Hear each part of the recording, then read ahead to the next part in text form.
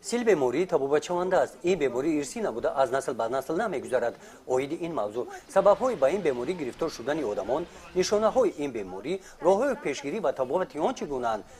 کارمندان مرکز تشکل طرز حیات سالم در ناحیه واسه در دهه نوبهار جماعت دهات توبرک با ساکنان صحبت واقعی‌ها دایر نمودند. از پرسش‌هایی که کارمندان مرکز با ساکنان دهه نوبهار گذراندند معین گردید که اوید این بیماری نظر به مردان بیشتر زنان معلومات داشتن می‌خواهند.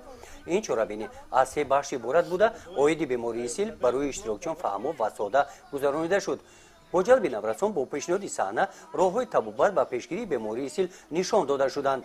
از جانب کارمندان مرکز سلامتی و رقه‌های ترغیباتی اوید بیماری سیل و دیگر بیماری‌های سرایتی به ساکنان تقسیم کرده شدند. و کارمندان مرکز سلامتی دهاتی مصلحت داده شد که با مقصد پیشگیری بیماری سیل بین جوانان هرچه بیشتر کارهای ترغیباتی برند. همین گونه چاره‌بینی‌ها در دیگر جماعت‌های دهاتی ناحیه با ساکنان گذرانیده شدند.